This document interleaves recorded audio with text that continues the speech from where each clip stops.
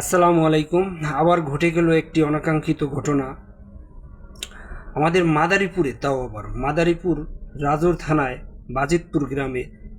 এই যে আমার স্ক্রিনে যেই যুবকের ছবি দেখছেন, এই যুবকটি একটি এতিম বাচ্চাকে, ভাই এতিম, মা বাবা নেই, হয়তো বা দাদা দাদির কাছে নয়তো নানা নানির কাছে থাইকা বড় হইতেছে, মানুষ হইতেছে। এই বাচ্চাটাকে ফুসলিয়ে ফাসলিয়ে পাট খেতে নিয়ে যায়। পাট খেতে নেওয়ার পরে তাকে দর্শনের চেষ্টা করে। ছোট বাচ্চা তো কান্নাকাটি করে, হাউমাউ করে। তখন আশেপাশের লোক শুনতে পায়, শুই না দৌড়ে তাকে হাতে নাতে ধরে। প্রশ্ন হইল, মানুষ আইনের প্রতি কেন শ্রদ্ধা কমে গেল? আইনের প্রতি ডর ভয় কেন নাই মানুষের?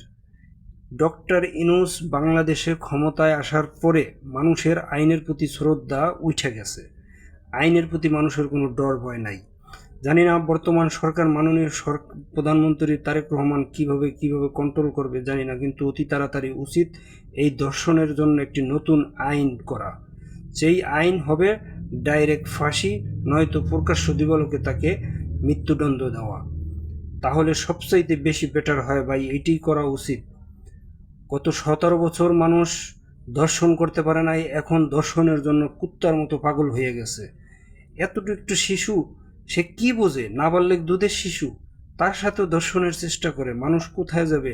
মাদ্রাসায় ছোট ছোট বাচ্চাদের বলৎকার করা হইতেছে, ছোট ছোট বাচ্চাদের দর্শন করা হইতেছে, ঘর থেকে তুলে নিয়ে দর্শন করা হইতেছে। মনে হইতেছে দর্শনের বাজার বইছে। What is this? মাথায় কাজ করে না। প্রত্যেকটা দিন ফোন খোলার সাথে সাথেই দেখি এরকম দুর্ঘটনা ঘটে। সবাই বেশি বেশি ভিডিওটি শেয়ার করবেন, এই দর্শকদের যেন বিচার হয়, কড়া বিচার হয়। বেশি করে শেয়ার করেন। ভালো থাকবেন, সুস্থ থাকবেন। আসসালামু আলাইকুম।